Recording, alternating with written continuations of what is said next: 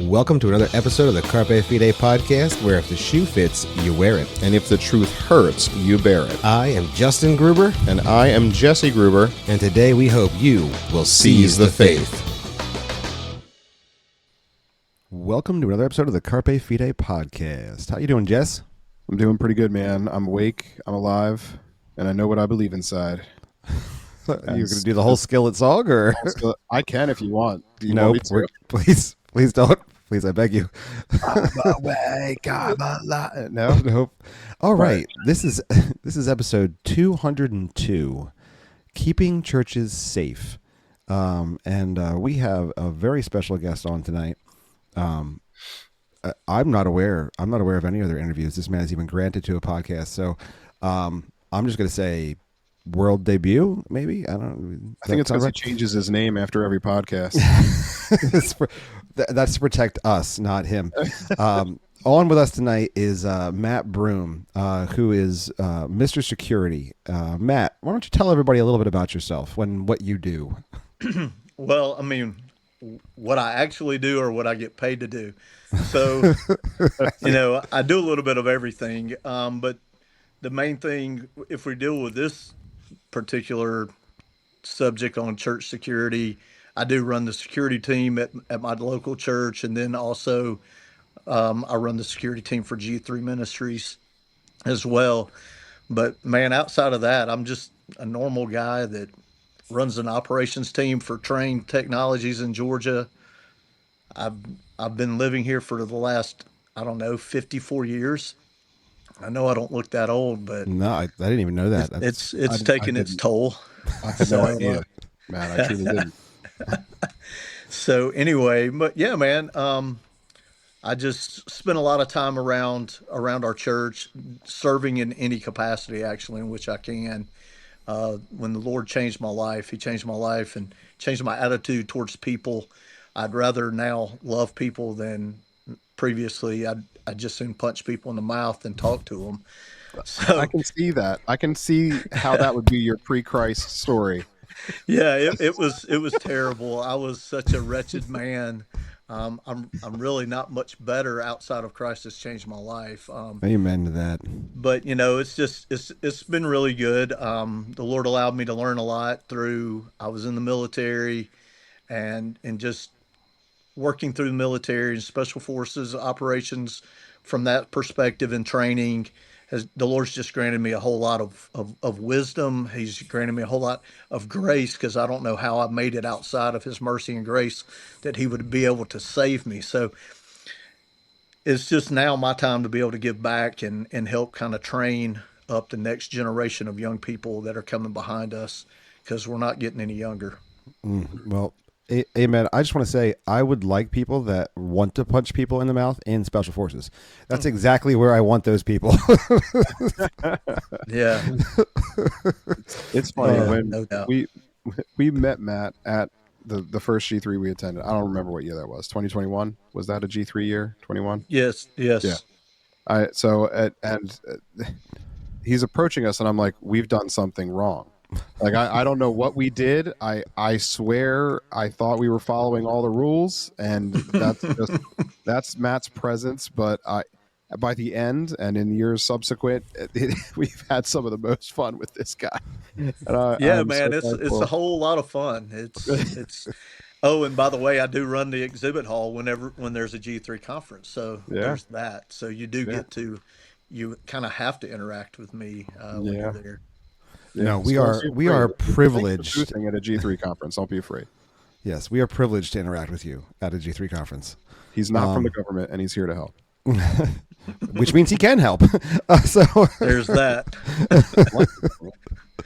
Well, just to start us off, this has been one of the, since in the past 24 years, this is one of the most sobering weeks that we've had in the country in a while. What I want to make sure I'm asking good questions.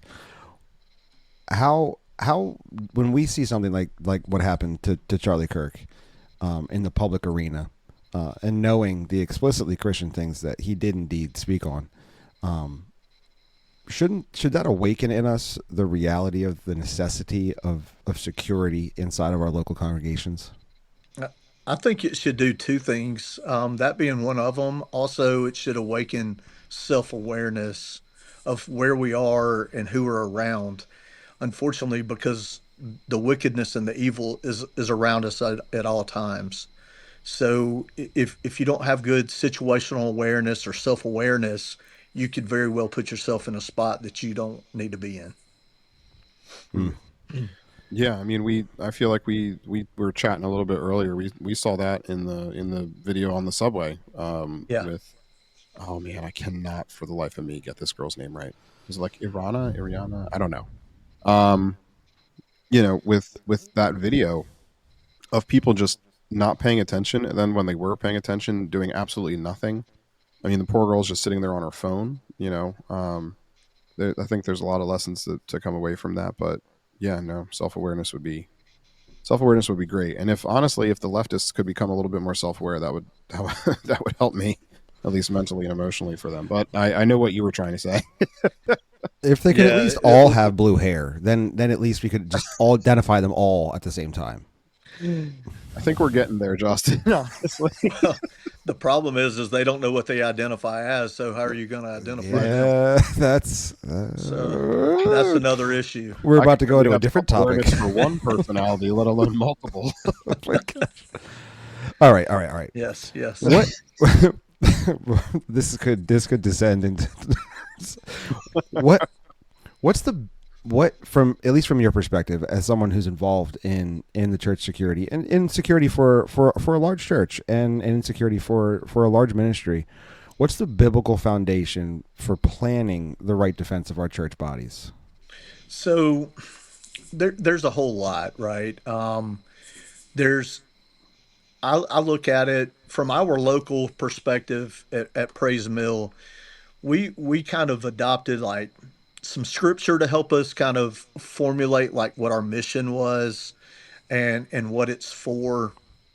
And I think if we go to 1 Peter chapter 5 verse 8 that says, "Be sober, be vigilant, because your adversary the devil is active as it were morning watch." It's what we do all the time. So our team's pretty small there. We have about a 9 to 12 person team, and it really it's one of those things where the biblical foundation is to allow people to come and worship freely without having to worry about their right to worship and their right to religious freedom being trampled underfoot. It's I don't know. There's just like I heard a guy say, I go to church now where you have to have people armed to make sure that you can worship in freedom. Well, it's not that you have to do that. It's that there are people that are actually wired differently than the normal person that want to make sure you're able to do that. And the Lord provides those people every so often. The strange thing at our church, we have 0 law enforcement officers as members of our church. So everybody on our team is 100% volunteers, and it's because they want to see their family safe. They want other people's families to be safe, and it turns into a ministry more than it turns into a security team. Amen to that. That's the best way to have a committee or a department, right? Is actually have it be a ministry. As soon as you said you guys had a mission statement, I'm like, of course they have a mission statement. Of course they have a security team mission and vision. Well, if you don't, then it's kind of like going to a gun range and shooting and not having a target. So you're just shooting anywhere and you never miss, but you never hit anything either. I could ask all the questions, Jesse, but didn't know if you did want to ask any questions. No, that's fine. I don't mind asking questions. I'm enjoying the night. Well, great. I'm glad you're enjoying the night. What, you are? Here comes the truth. I'm totally enjoying the night. All right. Well, now that we're doing this recorded on the podcast that I will not edit later. Yeah, sure. I'll ask a question. So we asked some people in our podcast chat. We mentioned that we were talking to you, mentioned your areas of service here, and we've got people from Canada, people from the States, just kind of all asking a couple different questions. So I think a good place to start would be at the beginning. So maybe perhaps you're in a church, or maybe you're a pastor, and the stuff with Charlie Kirk, just in recent memory, is like really like, oh no, we really got to think about this. I've never had to think about this before, but now I want to think about it. If we're going to think through how to start a security minded program at our church, with much like yourselves, using volunteers, like what suggestions would you have for that pastor or for that member that wants to get something like this going at their church? So I think when you start getting ready to get started, you really you've got to make sure you have the right people. I mean, listen, we there are a lot of people that can shoot guns at targets in record time. Um, they can do all kind of these awesome things in training, but man, there's a mentality that's different. And if you don't have people that are going to have that kind of different mentality, like, I mean, you could take guys from SEAL teams, you could take guys from Delta, and you can bring them into a church, and you will scare people to death. They won't know what to do. They won't know how to respond. The people won't know how to respond. So when you're getting ready to put one together, it really does take some interaction between the elders and the person or persons that are going to make up that team, because what you're really doing is creating, like I said earlier, a ministry more than a security team. You're not creating. There's a guy out of Colorado by the name of Jeff Coyle. He Cowell. He said you're not creating a SWAT team. You're actually creating a team that's going to greet people, that's going to notice people, that's going to get to know the membership. You've got to be present. There's a whole lot to it. You've got to have someone that's. I mean, we've got one guy that's extremely well versed in the law, and he's like he makes sure our standard operating procedures are correct. So you've got to have an SOP. You've got to have guidelines. Um, our membership to be on our team is pretty strict. There is no room for missing services.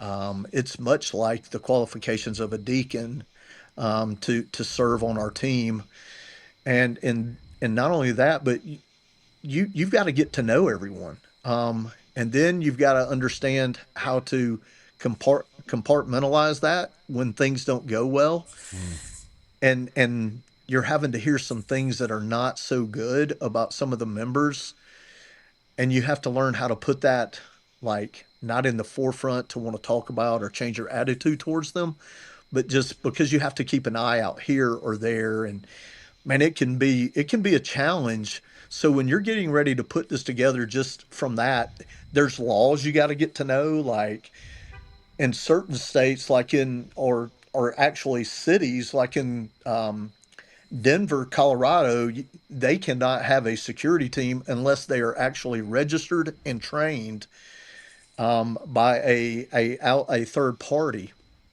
Um, and but see, then you have in the state of Georgia, there's no such thing. We're all volunteers. We're part of the ministry of Praise Mill Baptist Church. We're actually called the Life Safety Ministry Team at Praise Mill Baptist Church. And you've got to look at insurance coverages. Does the current coverage of insurance that the church has at the current time, does that cover a group that's there to protect? And then also, I would definitely highly encourage anyone that does get on a team to get their own personal coverage. I use a program called CCW Safe. that handles anything that would come up for my sake. But there are plenty of different groups out there that will provide coverage and legal advice for these guys. But yeah, there's a lot to it. It's not just like you can start a security team tomorrow. If you already are in a need for one, you're probably already behind the eight ball. Mm. We have security cameras, and those are great, but they don't do anything unless someone's watching them. We have door access. We get there to unlock the buildings. We have guys in parking lots, out in the parking lot, and in the building, and inside the sanctuary. Um, we've been trained multiple times. We've used multiple different groups to train us. We have our own specific training. We train once a month with firearms, and then we do classroom trainings. Because listen, the firearm is the last thing you want to have to deploy. Hmm. So you have a whole lot of other training to do, where you get to know people, you get to know their tendencies. Um, we use the three concentric rings of security, and where you want to maintain the outer ring, which is in the parking lot generally, and that's where you're going to prevent and deter any kind of action. And if you can keep it outside the building, you've actually done the job. And then you have the middle ring would be outside the sanctuary but inside the building, and then you have the inner ring, which is inside the sanctuary or inside the worship center where the main worship is going on at that time. So you really do. There are a lot of different things online you can go on and check. Many programs out there. Um, you have to be careful because some of them are a program where you pay and they train, and then because you train with them, they kind of own the rights to your security team. It's kind of strange.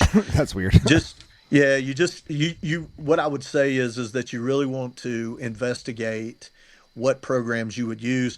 We just started it up. There was about four of us that started the team. Um, we got together. We would go shoot out on a farm every 3 weeks or so, just getting to know each other and talking through it. And then, man, like our SOP is a living document. Like we go through force continuum. We talk about how those things work, but also around training. How do we bring new members on? One of the things about our team is if anyone's going to be brought onto our team and they meet the minimum requirements, then everybody on the team has to be in agreement. So we don't do majority rules. It has to be 100% unanimous decision on every decision our team makes. And we'll meet and we'll stay in the meeting until we get to 100%, or we just decide we're not doing it. Yeah, and Yeah, that so, that so you're makes sense. saying avoid training from anything like many of the three-letter departments like CIA or FBI, and Well, yeah, but there's so many private entities out there that want to train church security. And the one thing that I would always advise also is to be careful with security, because that dictates a different mindset. We're life safety, Mm. because we're going to respond to medical emergencies as well. So you do have to think on those kind of things, because we have elderly people in our congregation. We have people that we don't know what their health conditions could be, whether it's blood sugar, heart issues, and so we pretty much everyone in our team is CPR certified. Everybody's certified in executive protection. We're all certified, so we're certified through different entities on basic pistol up to advanced pistol. We do a whole lot. We train with a lot of different men, and we've actually been in contact because we live in Atlanta. There's a lot of people we have that is to our disposal. So it's been very good. What is the connection with a local church that's looking at security and also connecting with their local police force? Is that something that you have entered into? So what we have done, so we don't have like a relationship with them. I mean, I do personally. Outside of we have a different sheriff. The old sheriff is a friend of mine. The guy that's the sheriff now, he's been there for a while. It's not like he's brand new, but we have personal relationships with deputies in our county. But what does that really look like? It looks like you have to understand your perspective. It's kind of like man having to understand they're standing before God. As a security team, you've got to have your understanding of your perspective before a law enforcement team. So, Lord forbid something goes wrong and somebody makes the communication to the law enforcement agencies and they respond. You then have to understand where you are at. Like you're not in charge anymore; they are now in charge. So, it's the person on the phone that actually creates that linkage for whatever incident would occur. Letting them know how many security team members you have, how many of them are armed, what are they doing, and then advising when they get on site, everyone puts their weapons away so that there's no friendly problems at all. Is there any connection in your development of the security team to reaching out to local law enforcement to make them aware of having a security team at the church? Um, you know, we do have some community policing that's involved, but we've not, to my knowledge, we've not reached out and just been like, "Hey, look, we have a security team of this many men, and this." They've just told us if you have an incident and you call us, that's when we need to know what's going on, who's where, what are they wearing, basically giving all the information that they'll need on that day. Um, More so than not, it's our team training to know that when law enforcement shows up, we're off duty. Now all we are is we're there to help them, and pretty much that means get out of their way. Gotcha. I before we I don't want to shift topics to a different one. I guess kind of like drilling down, getting a little bit more specific.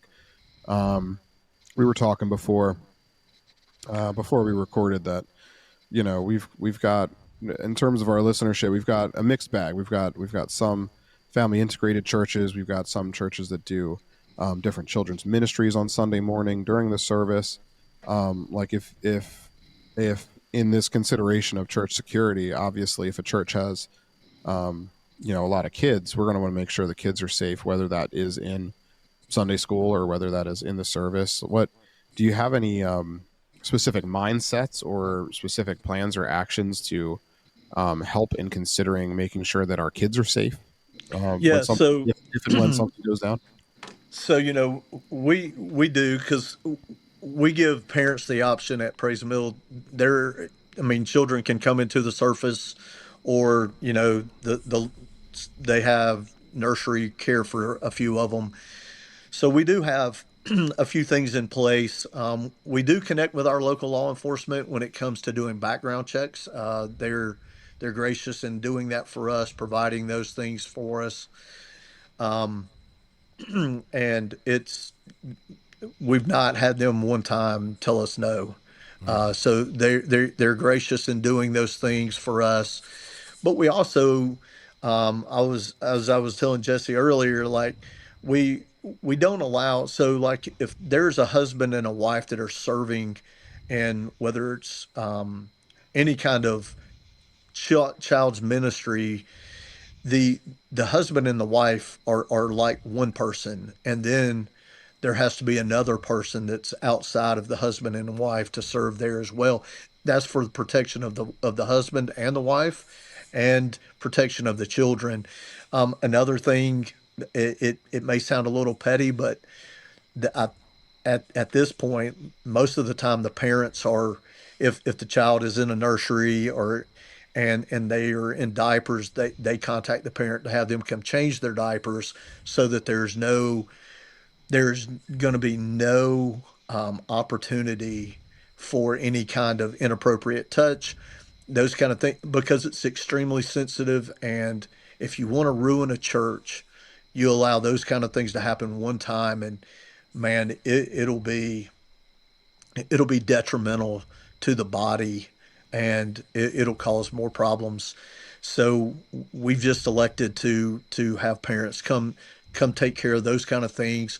Um, we do not have we it's kind of, I don't know, we don't encourage men to go and take care of the babies. I mean, a lot of people get that flies up in their face, but for me, I mean, I don't mind holding a child, but I mean, when it comes time for all that nursery stuff, I'm just not that's not my gift, if you know what I mean. So, That's more of the punch a guy in the face type guy. That's just his natural disposition. but I will tell you, I do love other people's kids because it's a blessing to me. I mean, we do Amen. have a lot of young families at our church, and I'm thankful for dinner time. So when we can all go out to dinner, because when we're on duty at church, we don't hold babies. Nobody on the team will hold their grandkids or their kids. You just don't do that, because if something were to happen, it would be bad. Right. So at dinner, I usually get to grab somebody's kid and hold them while we're sitting there hanging out. So it is fun, but yeah, it's just protection of the adult more than as well as the child. Is there any type of if were something detrimental were to happen at the facility? Do you have any protocols for children's classrooms or anything like that? Yeah, so we without just giving what we do in the case of an emergency, we do cover the children's hallways. We lock that down. Um, we have we have enough manpower that we provide a quick response team, as well as an outer uh, the outer ring of security team. Mm. So those two teams, and then we have enough for inner. So we do, if something were to happen, we we've got, there's responsibilities. Everybody has responsibilities, whether they're on like on duty or if they're just in worship with their wife and children. Everybody still has responsibilities, and we all know it. I mean, the one thing that's good about our team, and we'll talk more about that at the when we talk about G3 and that incident, but there's nothing but trust within our team, and if you can't be trusted, or our team can't be trusted, we you can't be with us. And that goes. I'm sure that all part of having to identify those operating procedures, and those protocols, Right. so that you're prepared for those instances. I mean, I don't really see why we shouldn't transition into what happened at G3. That was 2023, correct? Yeah, That that was was 23 the last G3. national. Yeah. Yeah. Yeah, Yep. 23. yeah. So, I mean, I know what happened. We were there. Um, but from your perspective, as someone who is the guy that's kind of operating the team to handle this, can you just, for people who don't know, we were in our podcast chat, we were chatting about this, and some people didn't even know that this happened, but um, can you just kind of explain in a short timeline kind of what happened from identifying a potential threat to through the evacuation? Just kind of give like a timeline of what happened, and then just kind of how you guys were prepared for that. Well, yeah. So it was around the dinner hour. The reason why I know is because I had a plate of food, right? Um, so we and it was actually getting about time for them to show the movie for that evening, um, and a guy thought that he saw someone with a bag that he assumed could have possibly had a bomb in it. So that's what got everything started. Hmm. Um, Apparently, he went onto the platform, was started yelling, and immediately every one of our radios went off, um, and it was like uh, John, one of our elders, now that's on our security team. So we have an elder on our security team, by the way. Um, he was like, "Hey, there's a bomb. There's a bomb threat, Matt. There's a bomb threat." So that just went through our radios, and all of a sudden, now everybody goes into just doing what would be natural. We don't train for that, man. We haven't trained for bomb threat response. We train for people coming in and clothing that looks weird, and we have to deal with with that, or hecklers, but not a bomb threat. So when that happened, we were like, okay, we've got to get everybody out of the building. That's our main goal. So there were guys already over in the exhibit hall. As a matter of fact, because Vody was over there signing books, like right near your Yes, own indeed. booth, because they were crowding up your booth. I know that. I hadn't forgot, guys. But so when that occurred, like, people were leaving. Some people didn't understand what was actually happening. Um, and I was on the other side of the building, so I was over on the other side of the building clearing out the bookstore for Ligonier, and thankfully those people were easy to get out. So we were clearing the building as we were waiting for others, and then we found the guy that had made the comment, and so he was sitting out in the parking lot in front of his car, waiting on the police to arrive. When I finally got the call on the radio, but just going through, we the thing that we do know is where everybody was at. Um, every one of our security team members is assigned a speaker. When we're on those things, we are all trained in executive protection and how to move people in and out of crowds, and move them to the location that we're taking them to. So when that occurred, like, all the men that were on duty that night, the people that were around them were their people at that point, and they started moving them out of the building. Some people wanted to rubberneck and look and see what was actually happening. Some people wanted to stand right up close to the building, which we were talking about. That is a bad move if you've actually got a bomb in the building. Being close to the building is worse than anything else, because if something goes off, the shards of glass is going to be the shrapnel that does you in. Hmm. Um, so I mean, we had the opportunity to really move people. All the first thing was um, the selflessness of our team is amazing. Um, that's one of the interview questions, that when we interview people, is that they have to understand that their family is not the only family in the church. As a matter of fact, strange enough, my wife called me when that was going on, and she said, "Hey, I'm with John. He's got me. You go do your job." Hmm. And from then on, I was like, "Well, she's safe. My daughter's safe. I'm not worried about myself. I can handle what's going on here." So we just went to work, and most people understood. They were like, "Oh, holy cow. Okay, we're out. Show us which way to go." And I'm like, "Out the closest door. It doesn't matter which way." And it just turned into, that was a long night, a lot of interviewing with the police. Hmm. Um, on how all that works.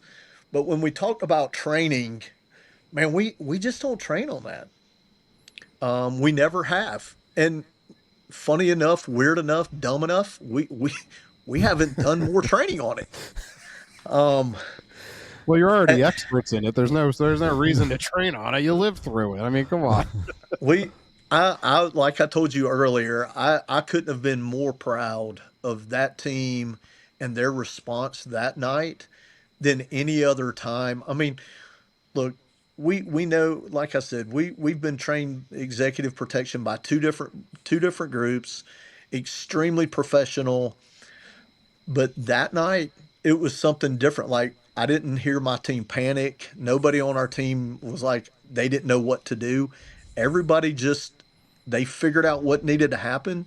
And if somebody wasn't making it happen, it was then their job. And I'll tell you, trust is a must when it comes to those kind of things. And communication is extremely important.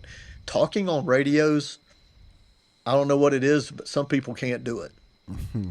But that night, for some reason, everybody communicated clearly. The Lord was just very gracious and calmed a whole lot of nerves, I would guess, because the guy that ended up keeping up with the dude that called the bomb threat, um, he he I wouldn't have guessed it would have been him to stay with him. And he was like, nope, that's what I had to do. And I mess with him about it now, but man, it was a fantastic opportunity to see our guys actually in action and do something, for people to understand it's a reality. Yeah, and you did. You moved thousands of people well out of that building for safety by the grace of God. Indeed. Yeah, I Yeah. mean the most terrifying part of the evening for me was watching Vodi Bokum stand up and rush out of a building. That was the most terrifying thing. It's From a my huge man. I'm like, oh my gosh! Like, look at that! Like, Yes. are we playing football here? That was the scariest thing. No, I mean, in hindsight, like hearing you say that, I mean, I after the fact, I was amazed that over 6,000 people evacuated that building Yeah. in such short order and so calmly. Like I've seen lines at Disney worse than evacuating that building. So yeah, no, I would echo that. I would say credit to you and your team, for being providentially prepared for the unprepared there. Yeah. And it did for considering the type of event that it was, if one can even say this about such an event, it went the best possible direction. And we praise God for that, but we're also very thankful for you guys. Yeah, For doing that. 100%. I mean, the Lord the Lord just gives guidance in those things, and Mm. you know, it's not being filled with fear. It's being filled with the Holy Spirit and allowing God just to use you the way He needs to use you. And I do want to say, with our exposure to many of the of our friends now, through the podcast in in the armed forces, the training is key, because the training is something that helps you prepare for those situations. Even though you're not prepared for necessarily a bomb threat, the fact that you guys have been trained and do have Yeah, the protocols in place allows you to move through those types of emergencies. yeah. It's quite honestly, I we all. I mean, I think we still sometimes sit around and talk about it, and just we're kind of amazed at how that whole thing was orchestrated, and it it worked out like we trained for a million times over. So we would be very poor to say, oh yeah, man, we train on that all the time. No, we would be a bunch of liars. We we did not train. It was by the grace of God that we were able to do what we did, and the people there were not, more of a challenge. Yes, yes, and praise God for that, indeed. Yep. On a practical side, when you're running your normal security operations, your life security forces at the church, at a local church, what are ways in which you would identify someone that, and I use the term, I'll use the term threat, but someone that you identify as needing to pay closer attention to on on any given Sunday? Yeah, so those are like people that need attention, right? Right. So this goes back to being, part of the team. It is this is why you have to be part of the church. This is why you have to be present, because you get to know the members. The last thing you want is to, as a security team, or have a life safety team that's walking around, and mom and dad and their three children are coming in and they're wanting to do a pat down because, oh, they're new. It's all about understanding like where you're at. um Here in Georgia in the summertime, just about any time, if you come in with a trench coat on, there's usually something wrong. It's rarely cold enough here to wear like a heavy coat. um except for, I guess, when you sit inside, because we do keep it pretty cool in the sanctuary. But it's, we just look at some different things. Are they alone? Um, is this person alone? Or if they're a family, if they come in as a family, we don't even, we shake their hand, tell them good morning. Um, but if you're alone, or, unfortunately, if you're alone, whether you're a male or female, sometimes those are some red flag kind of situations. Um, but you kind of start to eliminate that by going and greeting them and shaking their hand to find. And when you shake their hand and you greet them, I mean, will they look you in your eyes? Are they nervous? Um, it there's different things where when you're greeting them, you're able to figure out. You can pick up a lot. Um, and then maybe they don't want to greet; they just walk by. Now, there's some people that, as weird as they want to be since COVID, don't want to shake hands. Um, you pretty much get special attention from us if you don't shake our hand. Um, or, or if it's two guys that show up. And then you watch kind of like so if you let them in, once you've let them in the building and they've penetrated into the inner circle there of the worship service, you kind of go watch where they go sit. It's rare that you see a visitor go sit up on the front row. Mm. Um, and I can think back, we had some guys go and sit on the second row one time, and it got my attention. Two guys. Um, but those kind of things should matter. But you kind of look at what's normal, and anything that's not normal, those are the people that you pay attention to. Right. Um, we do have, and in the past days with G3 being attached to Praise Mill, there are a lot of young reformed men that will show up, and they actually think that they should be just fine walking in carrying their gun. And in our church, it's a no carry policy outside of this of our team, and we just simply just go ask you to go put it in your car. Or we have a safe that we can put it in for you if you don't want to put it in your car.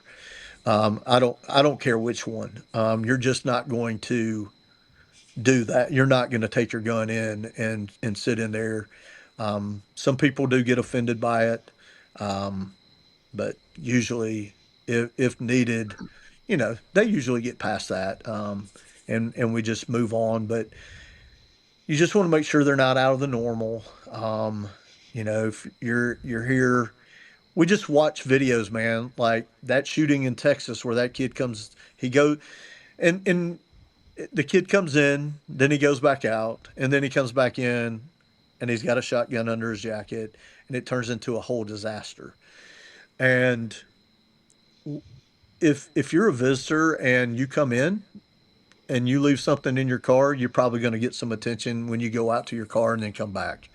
Unless you're with a family. I mean, the family really matters because families cause chaos. well, but it's very rare that a man's going to bring his wife and children if he's going to be up to no good. Right, right. Yep. But if you come by yourself and you leave your stuff in your car, we're probably going to know that you're going back out to your car, and we're probably going to have somebody come just make sure you're okay when you go to your car. Just those kind of things. But mainly it's greeting people and getting to, I mean, when you shake somebody's hand, if they're all sweaty and nervous and acting weird, maybe you just need to talk to them for a few minutes Yeah. to see what's actually going on. Right. And we just ask simple questions: how they're doing, how they find out about Praise Mill, and you can figure out people that are actually there for a good reason, and then maybe there's people there that are not. They don't last long because after one good time, they're like, "Oh, these security guys, they're all over me. I'm not staying here. They have offended me." And we're like, "Okay, I mean, it's okay to go away." Matt's like, I could punch you if you want. But Yeah, so we just kind of laugh and let it go. But our team's been in place now for, oh goodness, right at 10 years. So we pretty much, we have a good time doing it, but we're also extremely serious when it comes to it. yeah. Now, can you do you mind now? So, like, me who has absolutely no background in this, as a conservative American, I in my head, I'm like, oh well, what stops a bad guy with a gun? A good guy with a gun. I want as many guns around good guys as I can. It might seem irrational or illogical from just a conservative philosophy standpoint to be in a state where you can carry, to not allow people to carry in your building. What's the rationale behind that? Can you explain that? Because I feel like it Yeah. makes a lot of sense now that I know, but maybe other people are like as stupid as me and just don't know. Yeah. So there's two things. One, if you actually want to see that in practice, I would pull up that church shooting from where Jack Smith had to take that guy out in Texas. Um, there's a whole lot of people pulling guns out and muzzling people. It turns into quite the circus of guns. Um, the reason why we do that, there's two reasons. One, if you come in and something goes down and you think that you're going to be the hero to save the day, and we don't know who you are, we've never shot with you. The problem that's going to happen at that point is you then may be the threat that we didn't know about. Right. Um, we all can identify each other when we've been around. But the problem is that if I see a gun and I don't recognize the gun, that gun is going to be a threat to me. And it's funny enough, I just had this conversation with someone just the other day, um, and I told them, if you were to unholster your weapon and point that thing somewhere, if we're in the middle of chaos and I don't notice, I've not ever seen that gun before, I may shoot you because I'm looking for what I recognize. And a lot of times when there's things that are being chaotic, you don't have time to worry about facial recognition. Um, so there's that's where the training comes in. Our elders do, when you go through our church, our membership class, they let the new prospective members know we have a security team, and we do not we prefer you not to carry. You're not authorized to carry your weapon. That we would take care of it. Um, and then when we were in Texas, so we were just in Texas last year, and we had that conversation from a G3 perspective, and they're like, "Oh, well, like everybody carries in Texas," and I'm like, "Yeah, but man, there's more church shootings in Texas than anywhere else," and the it's kind of strange because everybody has guns there, but for some reason, people come in and lose their mind. But the whole thing behind it is this: it's great that you can carry a weapon, but the average person that carries a gun does not go shoot that gun very often, and they're not very proficient with a firearm. And when it comes time for those things to happen, if you're not proficient with it, you have become very dangerous. And you could actually hurt someone and not mean to. But unfortunately, the law is not written to say, well, if you didn't mean to, it's going to be okay. The law is written if you did, whether you meant to or not, and you did, you're guilty. Right. So it protects the people as well from themselves. Right. It's a mitigating risk situation. You Yeah. got to mitigate risk as much as possible. That's our main goal. That's our main goal. Right. Are there any, just in thinking about security, we're talking about church security, which is essentially our church families. Yeah. How do we transition that? What are some things, maybe pointers or best practices for us to consider how we're actually protecting our immediate family, as husbands and wives, as mothers and fathers in our own homes? So first and foremost, I would encourage everybody that has the ability to exercise their Second Amendment and to bear arms, own a firearm of some sort. I know not everybody can, but if you can, you should have. You should. Guns don't kill people. People kill people.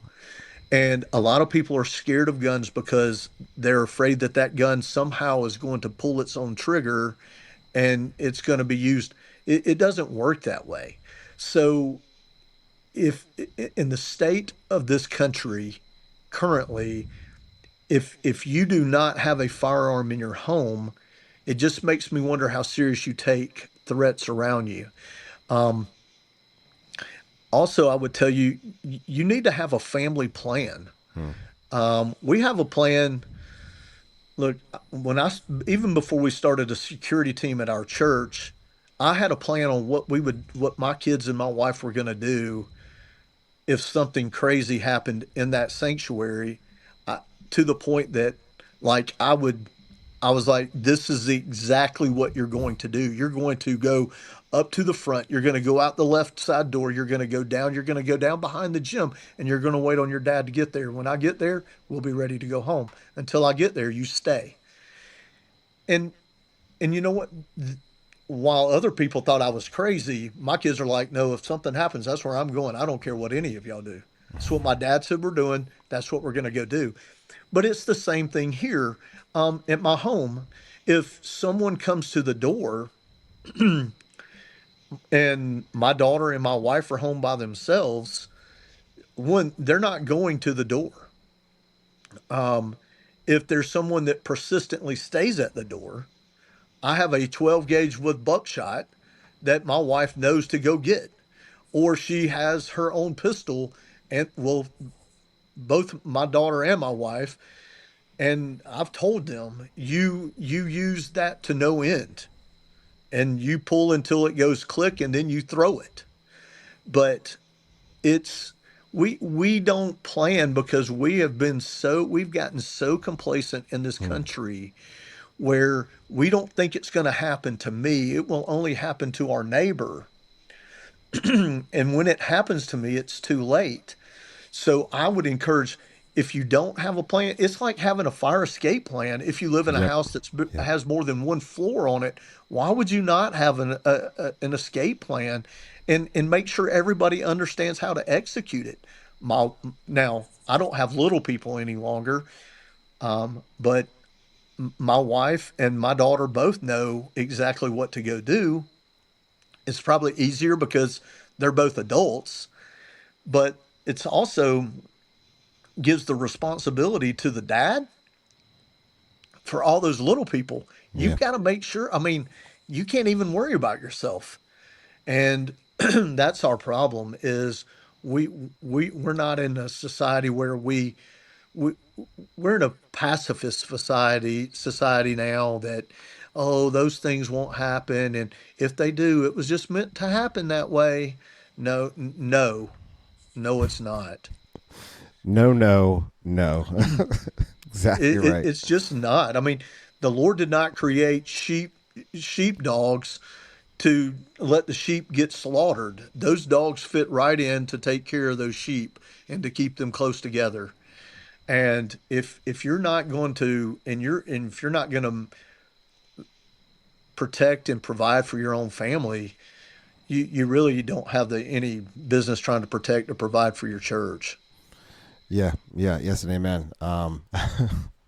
The Bible would say you are denied the faith and you are worse than an unbeliever. So that's what the Bible says about that. That's correct. We this just came up in a discussion earlier today. You're so right as far as us being a pacifist society. It's a society that has cried out for peace at all costs and safety at the sacrifice of freedom continually. Peace and safety. And when those words are used together in the scripture, it is in First Thessalonians 5, verse 3, which says, "While they are saying peace and safety, then destruction will come upon them suddenly, like labor pains upon a woman with child, and they will not escape." That's what happens when we are not prepared for the reality that peace and safety are not what we are called to. We are called to glorify God in the freedom that He has given, and that means that things will not always be safe. Things will not always be at peace. You must be prepared for the reality that when you worship at that altar, you cannot be surprised when destruction comes upon you because you've worshipped the false god. Yeah, I mean, if you look at even the recent events with Charlie Kirk and what happened there, it it's not about it's not about him doing whatever he said and people want to take it.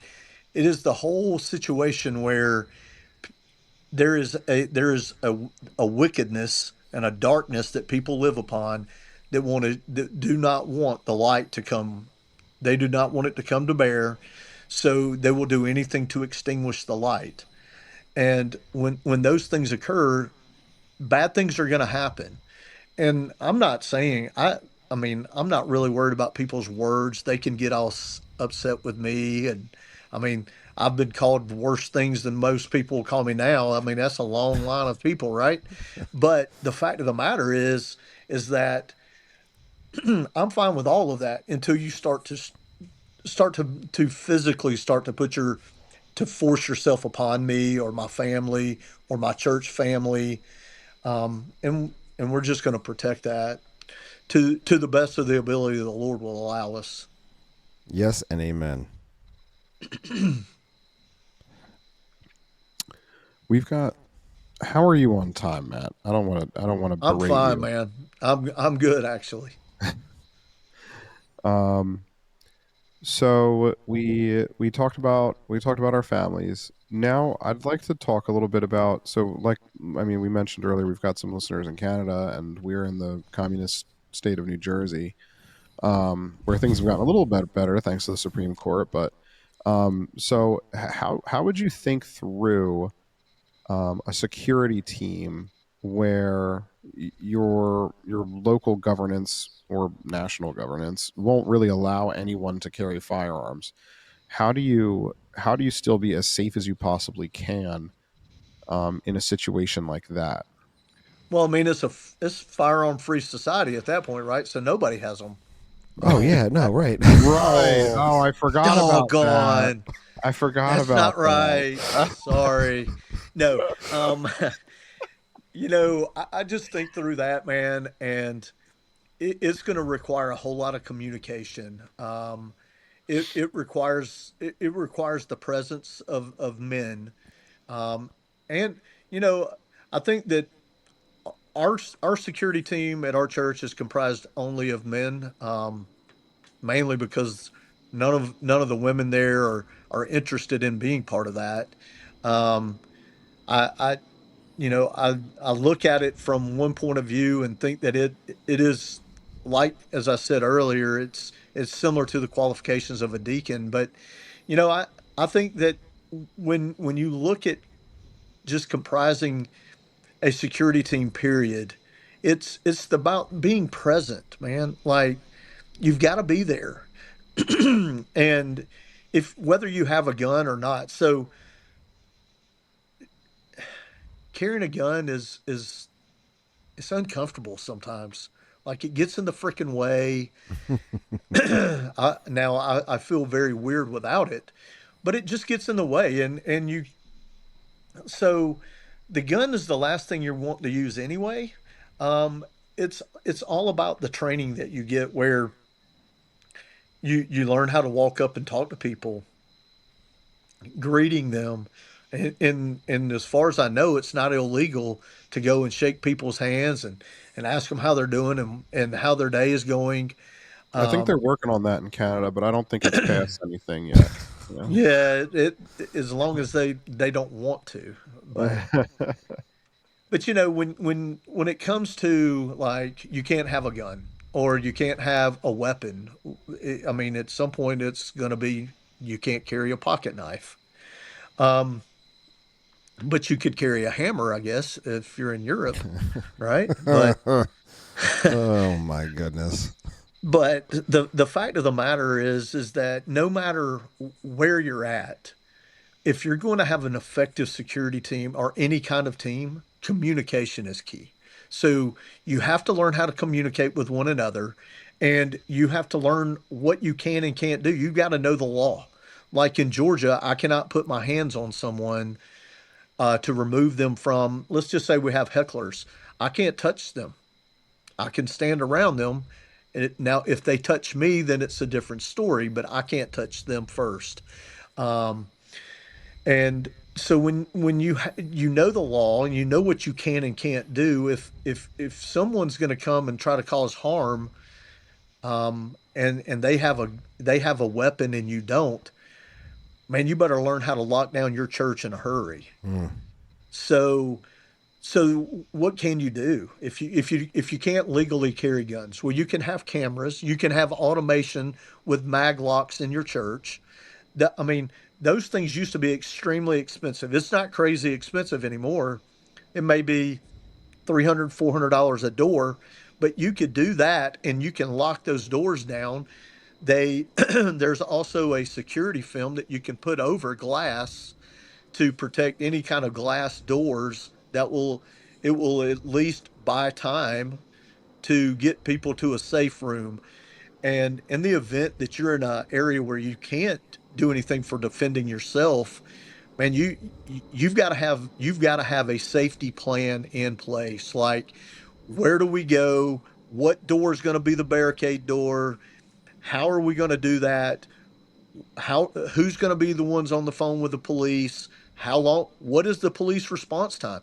Where we're at, it could be 30 minutes on a Sunday morning. Right. 30 minutes, it's over, and everybody's having coffee Yeah. Yep. because it takes a very short amount of time, especially if you're in an area where you cannot carry a weapon at all. So what I would suggest is that you have an evacuation plan and safe rooms in place. You also need to have security system within the building in place that you can lock the doors and not allow them in. Meaning you're going to have some people outside to make sure when they see them coming, they immediately lock down the building. Um, it's that's a situation that I think is going to be very difficult. I just hope that the Lord will spare those kinds of massacres from happening because any time you can get into a gun-free zone, that's usually where the the destruction takes place. Do you now we had talked earlier about always having to practice the plans that we put in place. Is that something you practice church wide, or is that just something you let your security team dictate? Day of in your experience. So there's a couple. So we are setting up a time. We've been in existence for almost 10 years, and we have not gotten to the point where we can actually do a full church training. But we're almost there. We're looking at doing one of those on a Saturday for dinner, and we're going to do a mock service and do those things. We have had security team presentations before the church to let them know who is on the team. If you see something, find one of these men, let them know what's going on, and they will be glad to assist you or take care of whatever's happening at that point. Um, and it's the same, but you've got to have that for weather emergencies. Well, you guys don't have a whole lot of weather emergencies up there. No. From a tornado perspective, like here, it's if we have if tornado, where what are we going to do? Where are we moving people to? And that's another part of our standard operating procedures that we had to put in place on weather emergencies, fire, bomb threats, armed firearm threats, uh, fixed blade threats. How do we deal with all of that? And then how do we lock down the nursery area? How do we lock down any of the children's areas? What's the most vulnerable time? I would say it's small group time or Sunday school time, whatever you call that, the hour or so before worship, when people are meeting in multiple groups throughout the building. That is probably the biggest nightmare to cover. Um, we thankfully we've actually just put in place to test maglock doors so that we can lock the doors and not allow someone in if there's a problem. Um, so so those kind of things are available, and we do have cameras that recognize tag numbers so that we're able to help with that with authorities if we need it. Um, but then it just goes back to the good old being there all the time. Um, we do have an attendance policy for our team. Like you don't just get to come and when you're on duty, be at church for never come to Sunday school. I mean, because we want you growing in the Lord, right? We so most all of our team is all different in different small groups or Sunday school classes, so they're pretty much all covered. So we're kind of blessed in that situation.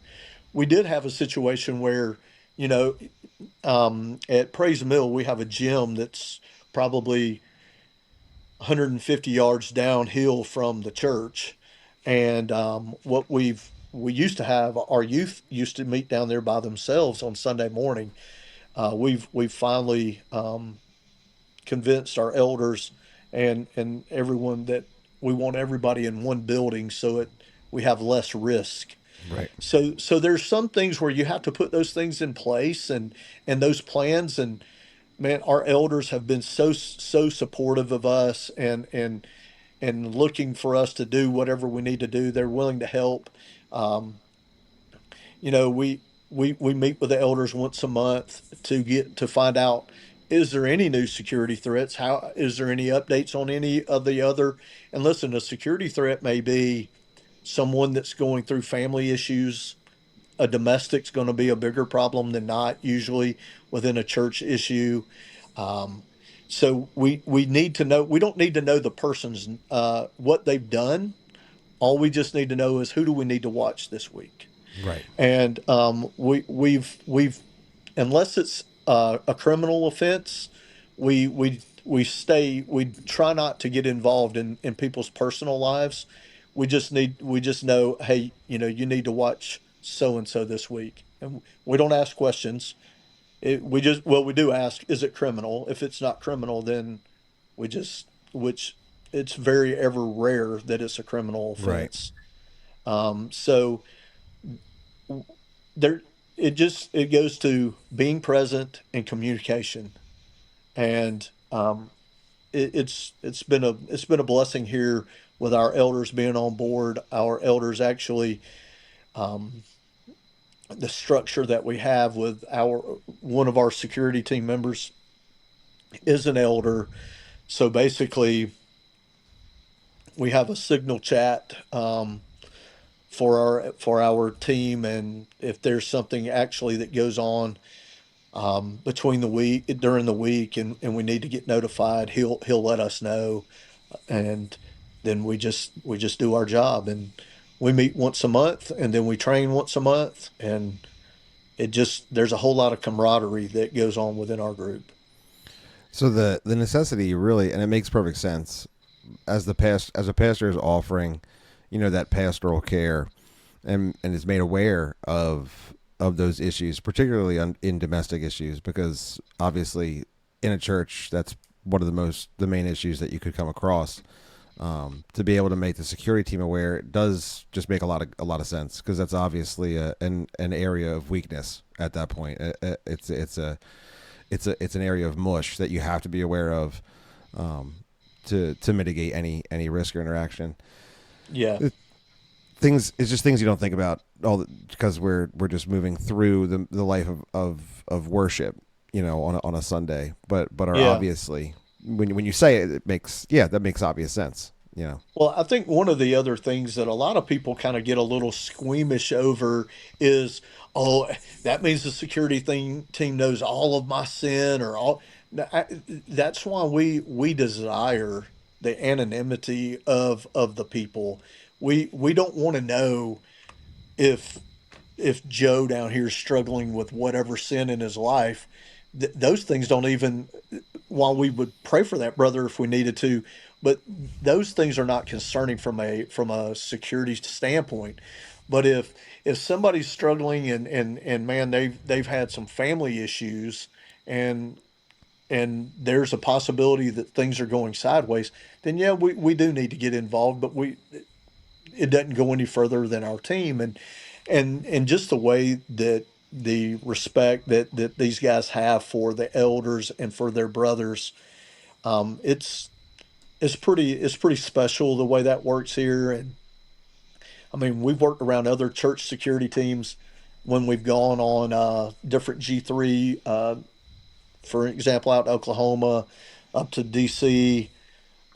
We've worked with different groups, and I mean, we find that a lot of those teams are a lot alike, and it's just this special close bond that they share with their elders and that church membership and that church body that makes it very effective.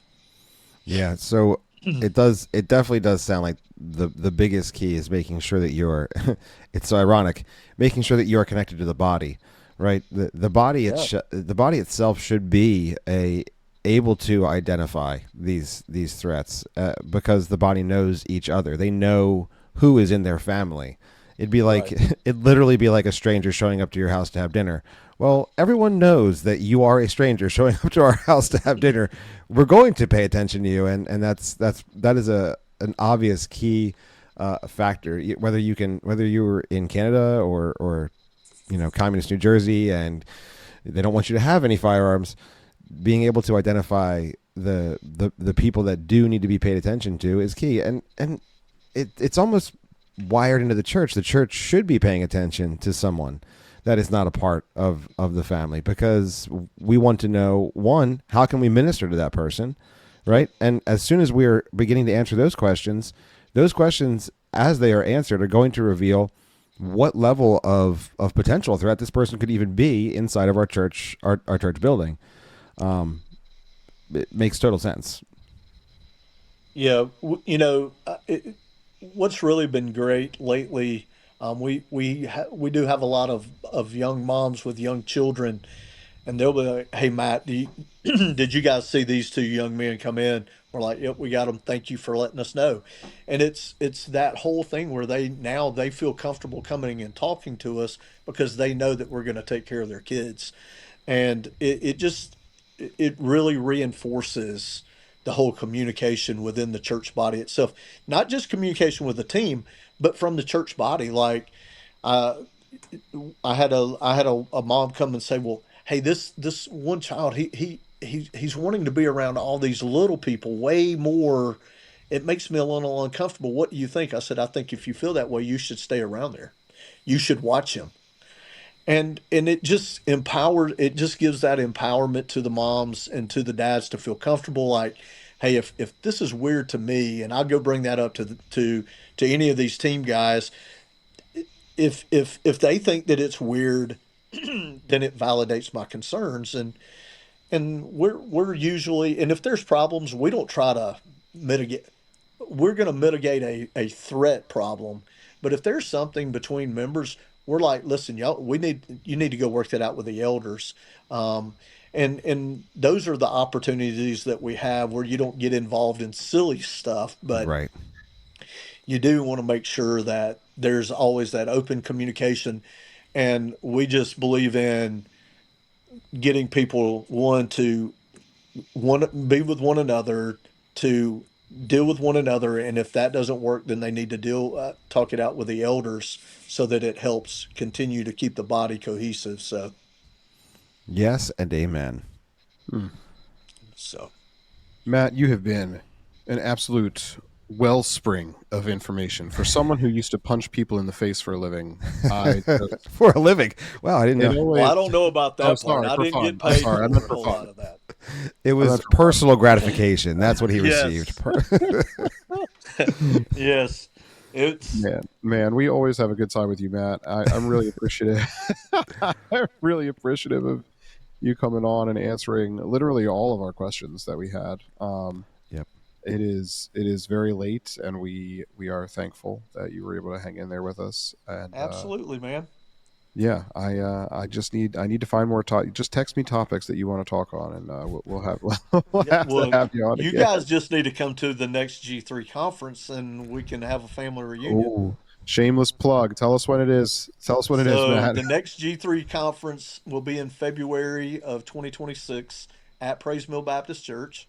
It's on unity, so it's quite the topic that is actually probably best born out of our church right now, and the need of unity, the desire of unity within the body. So, and rumor has it that Praise Mill has like the best church security team, at least on the Eastern Seaboard. So, well, there's some people that would say that. I think we got a pretty good one at least. Look, I if would you say want to so. go to a conference and feel safe, who doesn't want to go to a conference and feel safe? Yeah. I only go to conferences that I am terrified of. That is like That's weird. That is my thing. It's so weird. Oh my gosh. Listen, man, it is. You guys have the most fun at your booth. Is like y'all's space is always wide open. That's where the party is. It's where the party is. It really is. If we were not at a conference, people would think we're over there drinking. Yeah, you're right. Well, I'm not saying. I mean, look, I'm come not to saying what you do afterwards. come to the Carpe Fide booth. You never know what could be going on. That's a new T-shirt design. Preach like you're Reformed, party like you're Pentecostal. Oh gosh. Yes. This is the time of the podcast where we should have ended 2 minutes ago.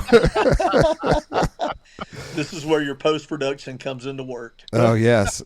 There is no post-production. Unfortunately, we don't pay them enough. They've all quit.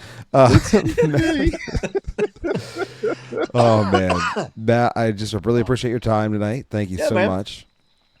And Absolutely. And dear Christian, as we like to say at the end of every podcast, we hope you this day would seize the faith.